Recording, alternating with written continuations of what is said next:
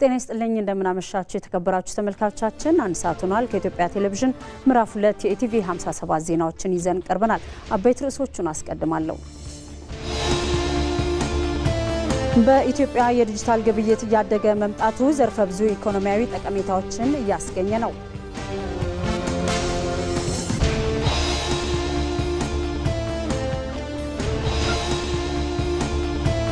የቀይ ባህር አፋር ህዝብ በኤርትራ መንግስት የዘር ማጥፋትና የመብት ጥሰት እየተፈጸመበት ነው ሲል የቀይ ባህር ዴሞክራሲያዊ ድርጅት ገለጸ።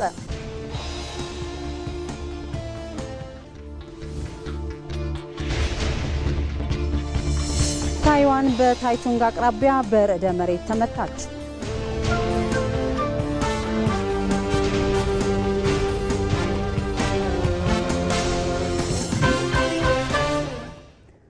ከኢቲቪ 57 ዜናዎች ጋር አልጋነሽ ተካነኝ አብራችን ቆዩ።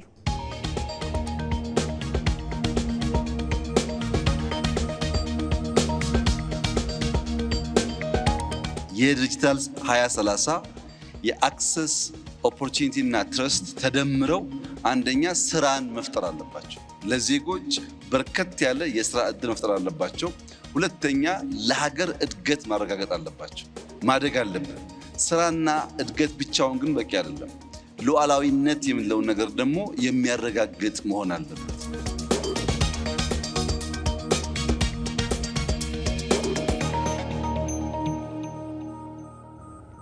በኢትዮጵያ የዲጂታል ግብይት እያደገ መምጣቱ ዘርፈ ብዙ ኢኮኖሚያዊ ጠቀሜታዎችን እያስገኘ ይገኛል። በዲጂታል 2030 የዲጂታል ግብይት መስፋፋት የተረጋጋ ገበያን በመፍጠር ረገድም የጎላ ሚና እንደሚኖረው ተገልጿል። አስማረ ብርሃኑ በዚህ ጉዳይ ላይ ዝርዝር አዘጋጅቷል። ዓለም አሁን ላይ በአብዛኛው ወደ ዲጂታል የግብይት ዘዴ እየገባች ነው። ኢትዮጵያም የዲጂታል ግብይትን ለማስፋት ባለፉት የለውጥ ዓመታት ተግባራዊ በተደረገው ዲጂታል ኢትዮጵያ 2025 እና በይፋ በጀመረው የዲጂታል ስትራቴጂ 2030 በትኩረት እየሰራች ትገኛለች። በኢትዮ ቴሌኮም በኩል አገልግሎት እየሰጠ የሚገኘው የዘመን ገበያ የዲጂታል መገበያያ መተግበሪያም በዘርፉ ተስፋ ሰጪ ለውጦች እየመጡ ለመሆናቸው አንዱ ማሳያ ነው። በዋናነት የኢትዮጵያን ንግድ ማዘመን፣ ኢትዮጵያውያን ዲጂታል ፋይናንሻል ሰርቪስን ስናመጣ፣ ቴሌብርን ስናመጣ የፋይናንስ አካታችነትን ለማሳደግ እንዳልነው አሁን ደግሞ ንግዱን ማሳለጥ፣ ዘመናዊ ማድረግ አንዳንድ ነገሮች ልክ እንደና አማዞን እንደና አሊኤክስፕረስ ደንበኞች ካሉበት ቦታ ሆኖ በሚፈልጉትን ፕሮዳክቶች አይተው እንደሚያዙት ቤታቸው እንደሚመጣላቸው ያንን ኦን ማድረግና የኢትዮጵያ ንግድ መለወጥ፣ ማዘመን፣ ማሳደግ የሚለውን አንግበን የጀመርንበት ሂደት አለ ማለት ነው።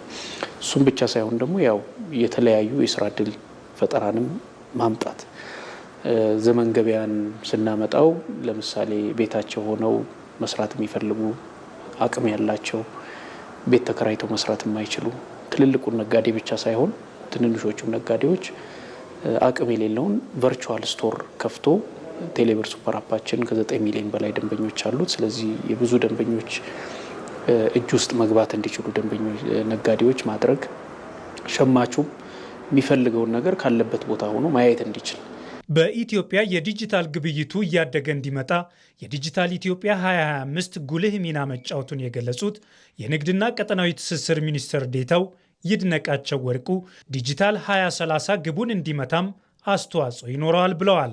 ኢኮሜርስ እንግዲህ ጠቅለል አድርገን ስናየው አጠቃላይ በኦንላይን የሚደረጉ ግብይቶችን በዌብሳይት ሊሆን ይችላል፣ በአፕሊኬሽን ሊሆን ይችላል። በአጠቃላይ ኦንላይን የሚደረጉ ግብይቶችን የሚወክል ቃል ነው። እንግዲህ ዲጂታል የትልቁ የዲጂታል ኢኮኖሚ አካል ሲሆን እንግዲህ አገራት በተለየ መልኩ ኮምፔት እያደረጉ ለምሳሌ ቻይና በዚህ ዓመት ከ46 ትሪሊየን በላይ በዚህ ዘርፍ ለማግኘት ችላለች። እኛ ኢኮሜርስን ስናየው ኢኮሜርስ የዲጂታል 2025 ውጤት ብቻ ሳይሆን ዲጂታል 2030ን ወደ ኢኔብል የሚያደርግ ወደ ተሻለ አፈጻጸም የሚያመጣ ምክንያቱም ንግድ አጠቃላይ ማህበረሰቡን የሚነካ ነገር ስለሆነ በኢኮሜርስ ህዝቡን አጠቃላይ ወደ ዲጂታላይዜሽን አመጣ ነው ማለት ዲጂታል ኢትዮጵያ ተሳለጠ ወይም ዳር ደረሰ ለማለት ትልቅ መንደርደሪያ የሚሆነው። የዲጂታል ግብይት እያደገ መምጣቱ ዘርፈ ብዙ ኢኮኖሚያዊ ጠቀሜታዎችን እያስገኘ ሲሆን የተረጋጋ ገበያን በመፍጠር ረገድም ሚናው የጎላ እንደሚሆን ይታመናል።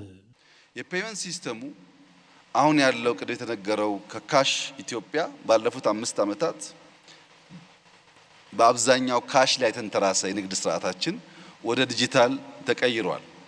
ይሄ ልክ እንደ ተራ ዜና እንደ ተራ ንግግር የሚታይ ጉዳይ አይደለም። ምክንያቱም ኢትዮጵያ በየአመቱ ካሽ ለማሳተም በ100 ሚሊዮን ዶላር ታወጣለች። ምክንያቱም የኛ ካሽ ከታተመ በኋላ የአያያዝ ስርዓታችን ችግር ስላለበት እንደምታውቁት ቶሎ ያገንዘብ አውት ኦፍ ኦርደር ይሆናል። ዘመን ገበያን እንደ ኤግዛምፕል ብንወስድ በየአመቱ በሚመጡ በዓላት ከዚህ ቀደም የነበረው የበግ ዋጋ ወይ ሽንኩርት ዋጋ ወይም የሆነ ኮሞዲቲ ላይ በንግድ ስርዓቱ መሃል ላይ ባሉ ሰዎች ይፈጠር የነበረውን አነሰሰሪ የዋጋ ውድነት በከፍተኛ ደረጃ ቀንሷል። ፈላጊና ሻጭ በቀጥታ ያገናኛል። የዲጂታል ግብይቱ በኢትዮጵያ ይበልጥ እያደገ እንዲመጣ አስፈላጊ መሰረተ ልማቶችን ማሟላት ላይ በትኩረት እንደሚሰራም ተገልጿል። የኢትዮጵያ አደጋ ስጋት አመራር ኮሚሽን በትግራይ ክልል ሰሜን ምዕራብ ዞን አስገደ ወረዳ ህጻጽ ጊዜያዊ መጠለያ ጣቢያ የሚገኙ ተፈናቃዮች የሰብአዊ ድጋፍ አቅርቦትን በተመለከተ መግለጫ ሰጥቷል። ኮሚሽኑ ለኢቢሲ በላከው መግለጫ እንዳስታወቀው መንግስት በጊዜያዊ መጠለያ ጣቢያ የሚገኙ ዜጎቻችንን የቅድሚያ ትኩረት በማድረግ የምግብ ሰብአዊ ድጋፍ እያቀረበ ይገኛል። ሆኖም በተለያዩ ማህበራዊ ሚዲያዎች የሚሰራጨው ዘገባ በህጻጽ ጊዜያዊ መጠለያ ጣቢያ የሚገኙ ዜጎቻችን ሰብአዊ ድጋፍ እንዳልደረሳቸው የሚገልጽ የተሳሳተና የመጠለያ ጣቢያውን አጠቃላይ ሁኔታ እንደማይገልጽ ኮሚሽኑ አስታውቋል።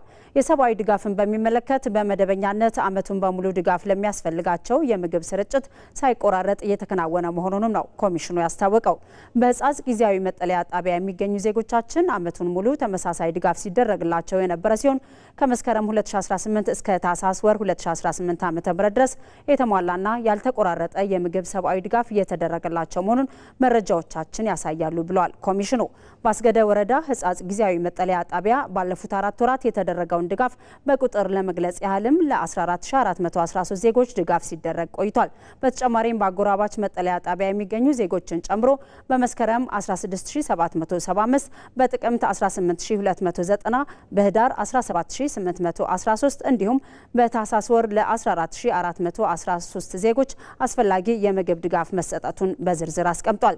በዚህም በድምሩ 11406 ኩንታል ምግብ፣ ስንዴ፣ ማሽላ፣ ጥራጥሬና የምግብ ዘይት ባለፉት 4 ወራት እንዲደርሳቸው ተደርጓል። ድጋፉ በገንዘብ ሲተመንም ከ257 ሚሊዮን ብር በላይ እንደሚሆን ነው ኮሚሽኑ የገለጸው። በሌላ በኩል በክልሉ ጊዜያዊ አስተዳደር የተለያዩ የሰብአዊ ድጋፍ ችግሮች መኖራቸውንና ተጨማሪ የፌዴራል ድጋፍ እንደሚያስፈልግ ቢጠየቅ ኖሮ በኮሚሽናችን በኩል አስፈላጊውን ድጋፍ ለመፈጸም የሚያስችል ዝግጁነት ያለን መሆኑን ለመግለጽ እንወዳለን ሲል በመግለጫው አስታውቀዋል። ኮሚሽኑ ከላይ የተገለጸው እንደተጠበቀ ሆኖ ለተፈናቃይ ማህበረሰብ የሚላከው ድጋፍ ለታለመለት ዓላማ ብቻ መዋሉን የማረጋገጥና ክፍተቶች ቢኖሩም እንዲሟላ የማድረግ ኃላፊነት የክልሉና የአካባቢው ጊዜያዊ አስተዳደር መሆኑን ለማሳሰብ እንወዳለን ብለዋል ኮሚሽኑ።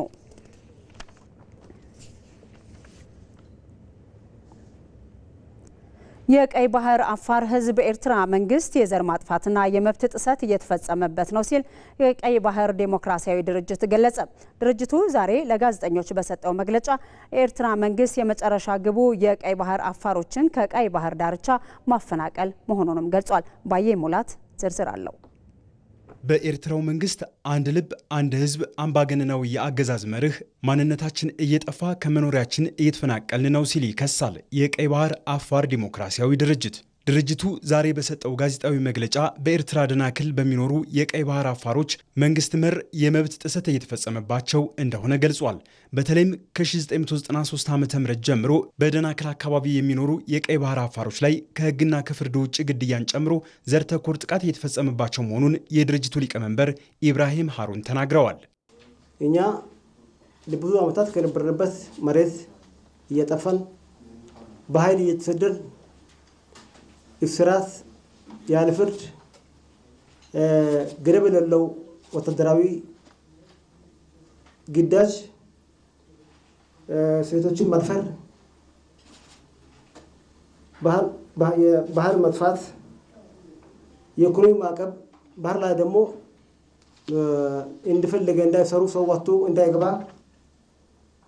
ሆን ብሎ ከ1993 ጀምሮ እየደረሰብን ያለው የዘር ማጥፋት ዘመቻ ለማቀለጥ ነው። የኤርትራ መንግስት በሚፈጽመው የግዳጅ ወታደራዊ ምልመላ ወጣቶች በወጡበት እንዲቀሩ ከ300 ሺህ በላይ አረጋውያንና ህጻናትም እንዲሰደዱ ማድረጉን የጠቀሱት ሊቀመንበሩ የመጨረሻ ግቡ የቀይ ባህር አፋሮችን ከቀይ ባህር ዳርቻ ማፈናቀል መሆኑንም ገልጸዋል። ወጣት ሽማግሌም ሴትም ሁሉ እየሄደ ነው ያለው አገር ለቆ። ምክንያቱ የሻዕቢያ ስትራቴጂ ቀይ ባህር አፋር ካለበት ከባህር ዳርቻ እንዲሰደድ በኃይል ለቆ እንደሄድ ነው ዋናው። ቀይ ባህር አፋር ተሰዶ መሬቱ እና ባህሩ ለማስቀረት ነው ዋናው የሻዕቢያ ስትራቴጂ። ስለዚህ ሆን ብሎ ነው ወጣትም ይሄዳል፣ ሴትም ትደፍራለች። የመንግስት ስራ የለም ምንም። እዛ በተለይ በዳንካላ ውስጥ ምንም አይነት የልማት አውታር የለም። መስጊዶችን በመዝጋትና የቁርአን ትምህርትን በማገድ የቀይ ባህር አፋር ህዝብን ባህልና ማንነት በማጥፋት ላይ መሆኑንም ተናግረዋል። እነዚህን ወንጀሎቹን የሚያጋልጡ ማስረጃዎችን በማሰባሰብ የኤርትራ መንግስት በኤርትራ አፋሮች ላይ እያደረሰ ያለውን የሰብአዊ መብት ጥሰት የተመለከተ ክስ ለአፍሪካ የሰብአዊና ህዝባዊ መብቶች ኮሚሽን ማቅረቡን ኮሚሽኑም የኤርትራ መንግስት ምላሽ እንዲሰጥ መጠየቁን አብራርተዋል። የአፍሪካ ሰብአዊና ህዝቦች ኮሚሽን ላይ ያቀረበው ክሱ 122 ፔጅ ነው። ሻዕቢያ በእኛ ላይ ያካሄደ ያለው ዘር ማጥፋት ዘመቻ ሁሉ የሚገልጽ ነው ሪፖርቱ። ስለዚህ ጁን 4 ላይ አስገብተን ነበር 2025 ያንን ደግሞ ያስገባነው ክሱ ተቀባይነት አግኝቶ በ60 ቀን ውስጥ የኤርትራ መንግስት ስለዚህ ክስ መልስ እንዲሰጥ ወደዛ ተልኳል። የተባበሩት መንግስታት ድርጅት፣ የአፍሪካ ህብረትና ሌላውም ዓለም አቀፍ ማህበረሰብ የኤርትራ መንግስት በአፋሮች ላይ እየፈጸመ ያለውን የሰብአዊ መብት ጥሰት ትኩረት ሰጥቶት ምርመራ እንዲያደርግ ህጋዊ እርምጃ እንዲወስድም የቀይ ባህር አፋር ዲሞክራሲያዊ ድርጅት ጠይቋል። የኢትዮጵያ አየር ኃይል 90 ዓመት የምስረታ ቀን አጠቃላይ እንቅስቃሴን የሚያሳይ ድረገጽ ይፋ ሆነ። የኢትዮጵያ አየር ኃይል 90 ዓመት የምስረታ ቀን የዝግጅት በዓል በኢቲኤኤፍ 90years.com ድረገጽ አማካኝነት አጠቃላይ መረጃ ማግኘት እንደሚቻል ተቋሙ አስታውቋል። የምስረታ ቀን በዓሉ ላይ ህብረተሰቡ እንዲሳተፍም የኢትዮጵያ አየር ኃይል ባወጣው መግለጫ ገልጿል። የኢትዮጵያ አየር ኃይል 90 ዓመት የምስረታ ቀን በዓሉን አስመልክቶ ባወጣው መግለጫም ጀግናው የኢትዮጵያ አየር ኃይል 90 ዓመታትን ባስቆጠረው የምስረታ ታሪኩ በየዘመናት ሁሉ የሀገርን ሉዓላዊነት በመጠበቅ አኩሪ ታሪክ ያለው ስመገናና ተቋም መሆኑን ገልጿል። አየር ኃይላችን የኢትዮጵያን የአየር ክልል በጀግንነት ከመጠበቅ ባሻገር በዓለም አቀፍ የሰላም ማስከበር ተልዕኮች በመሰማራት የኢትዮጵያን ሰንደቅ ዓላማ ከፍ አድርጎ አውለብልቧል ሲል የኢፌዴሪ አየር ኃይል በመግለጫው አስታውቋል። 90 ዓመት የአየር ኃይል የምስረታ ቀን በዓል የኢትዮጵያ አየር ኃይል የነጻነትና የአንድነት ምልክት በሚል ዋና መሪ ቃል ከጥር 15 እስከ ጥር 19 ቀን 2018 ዓ.ም ድረስ በተለያዩ መርሃ ግብሮች በድምቀት እንደሚያከብርም አስታውቋል። በእነዚህ ቀናቶች የመጀመሪያው በአይነቱ ለየት ያለና ለሁለተኛ ጊዜ በኢትዮጵያ አየር ኃይል አዘጋጅነት የአንበሶች ሰማይ ኢትዮጵያ በሚል መሪ ቃል የኢትዮጵያ አየር ኃይል፣ የተባበሩት አረብ ኤሚሬቶች የአየር ኃይል፣ የሩሲያ አየር ኃይል ትርኢት ቡድን፣ የሞሮኮ አየር ኃይልና የቼክ ሪፐብሊክ አየር ኃይል በጋራ የጥቁር አንበሳ የአየር ትርኢት 2026 በድምቀት የሚካሄድ እንደሚሆንም ነው የገለጸው። በሌላ በኩል ከ38 በላይ የአፍሪካ ሀገራት የአየር ኃይል አዛዦች የሚሳተፉበትና የጋራ ስራዎቻችንን አጠናክረን የተረጋጋ ዓለም እንገንባ በሚል መሪ ሀሳብ ለሶስተኛ ጊዜ በኢትዮጵያ አየር ኃይል አዘጋጅነት ፊውቸር አፍሪካ አየር ኃይሎች ፎረም ታላላቅ የአቪዬሽን ባለሙያዎች በተገኙበት የሚካሄድ ይሆናል። ይህም ኢትዮጵያ ከአቪዬሽን ቴክኖሎጂ ጋር ያላትን ቅርብ ትስስር በተግባር የሚያረጋግጥ እንደሚሆን የኢትዮጵያ አየር ኃይል በመግለጫው አስታውቋል።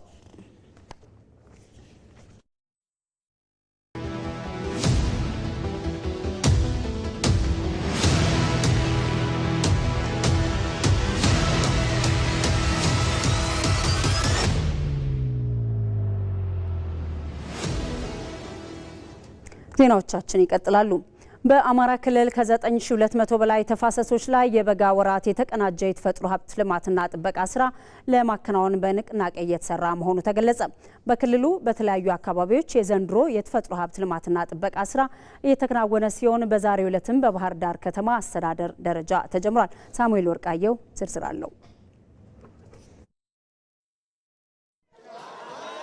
በአማራ ክልል በተለያዩ አካባቢዎች የዘንድሮው የበጋ ወቅት የተፈጥሮ ሀብት ልማትና ጥበቃ ስራ እየተከናወነ ይገኛል። በባህር ዳር ከተማ አስተዳደር ደረጃም በዘንዘልማ ቀበሌ በገላር ተራራ በንቅናቄ ተጀምሯል። የአካባቢው አርሶ አደሮች እንደሚሉትም በአካባቢያቸው ለተፈጥሮ ሀብት ልማትና ጥበቃ ስራ እየተሰጠ ባለው ሰፊ ትኩረት አፈርን ከመሸርሸር በመከላከል ምርትና ምርታማነታቸውን እያሳደገላቸው መሆኑን ተናግረዋል። ሁልጊዜ በየዓመቱ እንሰራለን፣ ግን ለውጦች አሉ። አርሶ አደሩም ገብቶታል። ተፈጥሮ ሀብት ቁፈራ ወይም ደግሞ ልማት እንክብካቤ እየገባው ነው ልምዱ። አሁን ይሄ መሬት አያበቅልም ነበር፣ እርከን ከተሰራ ነው እንደዚህ አይነት እህል ማብቀል የቻለ። ጥቅሙን ስላወቀ ህዝቡም ወጥቶ በደንብ እየሰራ ነው። በከተማ አስተዳደሩ በዘንድሮ የተፈጥሮ ሀብት ልማትና ጥበቃ ስራ በ12 ቀበሌዎች 24 አዳዲስና ነባር ተፋሰሶች እንደሚሰሩ የገለጹት የባህር ዳር ከተማ አስተዳደር ተቀዳሚ ምክትል ከንቲባ አቶ ጎሹ እንዳላማው አካባቢው የአፈርና ውሃ ጥበቃ ስራን ማከናወን ምርትና ምርታማነትን ከማሳደግ ባሻገርም የአባይና የጣናን ደህንነት መጠበቅ ነው ብለዋል። የሐይቁን ደህንነት፣ የአባይን ወንዝ ደህንነት ለመጠበቅ እዚህ አካባቢ ያሉ ቀበሌዎች የተፈጥሮ ሀብት ልማት ስራን በጥንቃቄ መስራት አለባቸው። ያው እንደምታስታውሱት የጣና ሐይቅ አንዱ ስጋት ተብሎ የሚወሰደው ሲልቴሽን የሚባለው ወይም የደለል ክምችት ነውና ይህንን የምንከላከለው የተፈጥሮ ሀብት ልማት ስራን በመስራት እና የአፈር መሸርሸርና መከላትን በማስቀረት፣ በሁለተኛ ደረጃ ደግሞ የዛፎችን በመትከል ይህንን የሰራነውን ስራ በእጽዋት በማጠናከር ነው የምንሰራውና ከዚህ አኳያ ልዩ ትርጉም ሰጠን ነው የምንሰራው። በክልሉ በተለያዩ አካባቢዎች ከታህሳስ የመጀመሪያዎቹ ቀናት ጀምሮ ይሄው የልማት ስራ እየተከናወነ ነው ያሉት ደግሞ የአማራ ክልል ግብርና ቢሮ ምክትል ኃላፊ ወይዘሮ መሰሉ ብርሃኑ ናቸው። ከ9206 በላይ ተፋሰሶች ላይ በዚህ ዓመት የአረንጓዴ አሻራ ስራችንን የፊዚካል ስትራክቸር ስራ የምንሰራበት ወቅት ስለሆነ ይሄን አቀደን እየተንቀሳቀስን ነው። በቀጣይነት በተለይ ከኢኮኖሚው ዘርፍ ጋር ደግሞ ተፋሰሶች ማልማት መጠበቅ ብቻ ሳይሆን አርሶ አደሩ በኢኮኖሚ ገቢ ሊያገኝ በሚችልባቸው እንትኖች በየርከኑ ላይ ለእንስሳቱም ይሆን ለሰብሉ ደግሞ ምቹ የሆኑ ነገሮችን ስትራክቸሮችና ችግኞቻችንን በመትከል ውጤታማ የሆነ ስራ እንሰራለን ብለን እናስባለን። የተፋሰስ ስራዎችን በጋራ ለማከናወን ስራቸውን የጀመሩ በባህር ዳር ከተማ አስተዳደር የዘንዘልማ ቀበሌ አርሶ አደሮችም ተፋሰሶችን የመጠበቅና የማልማት እንዲሁም የመንከባከብ ስራዎችን እንደሚሰሩ ገልጸዋል። የአካባቢው የጎጡ ተጠቃሚ ነው እንክብካቤ የሚሰጥ እንዳጠቃላይ ቀበሌው በሙሉ ህብረተሰቡ የተጎዱትን መሬት ወጥቶ ይሰራል። እርከኑን ዘዋዴ የጎጡ ተጠቃሚ ሰው እንዲያንከባክበው ከእንስሳት ልቅ ግጦሽ እንዲቆጠብ አድርጎ ይጠብቀዋል። በየርከኗ ይተከላል። የዛ እንትን ቅጠልና እንትን አንደኛ ለዚህ ለማዳበሪያ ይረዳናል እና እንተክለዋለን። ይጠበቃል ሙሉ ለሙሉ የአማዶ ተራራ አሁን ሁሉ እየተጠበቀ እንዲሁን ደን ለብሶ የተቀመጠ ለዛ ነው። በክልሉ ከ450 ሺህ በላይ ሄክታር መሬት ላይ የአፈርና ውሃ ጥበቃ ስራ ለማከናወን የታቀደ ሲሆን አርሶ አደሮችም በዚሁ ተግባር የሚያደርጉትን ተሳትፎ አጠናክረው እንዲቀጥሉ ተጠይቋል። የፋይዳ ዲጂታል መታወቂያ ፈጣን አገልግሎት እንዲያገኙ እንዳስቻላቸው የጅማ ከተማ ነዋሪዎች ተናገሩ። የፋይዳ ዲጂታል መታወቂያ የግለሰቦች ማንነት እንዲለይ ያስቻለ መሆኑንም አስተያየት ሰጪዎቹ ተናግሯል። ራሄል አብደላ ዝርዝር አላት። የህዝብ ተወካዮች ምክር ቤት ያጸደቀው የኢትዮጵያ ዲጂታል መታወቂያ ረቂቅ አዋጅ ኢትዮጵያ ዲጂታል መታወቂያን ከሚጠቀሙ ሀገራት መካከል እንድትካተት በር የከፈተ ሆኗል። ፋይዳ የሚል ስያሜ የተሰጠው ይህ ዲጂታል መታወቂያ አንድን ሰው በልዩ ሁኔታ መለየት የሚያስችል በመሆኑ የአዋጁን መውጣት ተከትሎ በይፋ ተግባራዊ መሆን ከጀመረ ሰነባብቷል። ኢቲቪ ያነጋገራቸው የጅማ ከተማ ነዋሪዎችም የፋይዳ ብሔራዊ መታወቂያ ቀድሞ መታወቂያ ለማውጣት ይገጥማቸው የነበረውን እንግልትና ብልሹ አሰራር ያስቀረ መሆኑን ያስረዳሉ። መታወቂያ ለመውሰድ እንግልቶች አሉ። በትውውቅ የሚሰራ ብዙ ነገሮች አሉ። ማንኛውም ሰው ተጠቃሚ መሆን ይችላል። ምንም አይነት ጉቦ ማንም ጋር መሄድ አይጠበቅበትም። እኔ ማንም ጋር አልሄድኩም። እዚሁ በስልኬ ነው የከፈልኩት፣ በስልኬ የተመዘገብኩት። ናሽናል አይዲ መዘመን ዘመናዊነት ነው። ዘመናዊነት ነው። በነገራችን ላይ የትም ቦታ ላይ ብትሄጂ በናሽናል አይዲ መጠቀም ትችላለሽ። እንደገና ደግሞ ጊዜ ይቆጥብልሻል።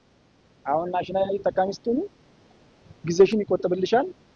የሄድሽበት ቦታ ላይ ማንኛውም ሰዓት ቶሎ አገልግሎት ታገኛለሽ። አሁን የቀበሌ መታወቂያ ስናወጣ ያልሆነ ክፍያ ትከፍያለሽ። የግር እንዲፈጥንልሽ ከፈለግሽ ደግሞ በጎን ትሄጃለሽ። የሚኬድ አካሄድ አለ። እንደገና ደግሞ ስትሄጂ ዛሬ ሮብ ነው ሐሙስ ነው ቀጠሮ አለው። በሳምንት አንድ ቀን ላይገኝም ይችላል። ያን ቀን የቀበሌው ስለመታወቂያ የሚያገባው ሰው ላይገኝ ይችላል። በጣም እንግልት አለ። በቀበሌ ደረጃ በጣም ከምንም በላይ እንግልት። ከቀበሌ ብዙ ለውጥ አለ። ብዙ ከምንም በላይ የፋይዳ መታወቂያ ብልሹ አሰራርን ከማስቀረቱ በተጨማሪ ቴክኖሎጂን በመጠቀም የሰዎችን የተመጠነ ግላዊ መረጃን በመሰብሰብ አንድ ሰው አንድ ነው በሚል መርህ እያንዳንዱን ዜጋ በልዩ ሁኔታ መለየት ያስቻለ ስርዓት መሆኑን በኢትዮ ቴሌኮም ደቡብ ምዕራብ ሪጅን ኦፕሬሽን ዳይሬክተር ክፍሌ ካሳ ያስረዳሉ። አንድ ሰው ብዙ ነበር እኛ ሀገር ከተለያዩ ቦታዎች መታወቂያዎችን በተለያየ ስም በማውጣት አንድ ሰው ብዙ ሰው ሆኖ የተለያዩ ወንጀሎችን ሲሰራ የነበረበት አንዳንድ አጋጣሚዎች ነበሩ። ይሄን የሚያስቀር ነው። አሁን ይሄ ዲጂታል አይዲ አንድ ሰው አንድ ነው። ተቋማትም ግልጋሎት በሚሄዱበት ጊዜ ኮንፊደንስ ይኖራቸዋል ያ ሰው እሱ ስለመሆኑ።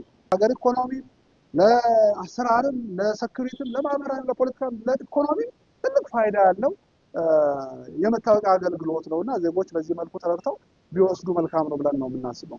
የፋይዳ መታወቂያ በእድሜም ሆነ በዜግነት ገደብ ያልተገደበበት በመሆኑ በየትኛውም እድሜ የሚገኙ ህጻናትና በህጋዊ መንገድ በኢትዮጵያ የሚኖሩ የውጭ ሀገር ዜጎችም መመዝገብ እንደሚችሉ እንደዚሁም ከ5 ዓመት በታች ለሆኑ ህጻናት ወላጆች ምስክር ሆነው የፋይዳ ቁጥር እንዲወጣላቸው ሊደረግ እንደሚችል ተገልጿል።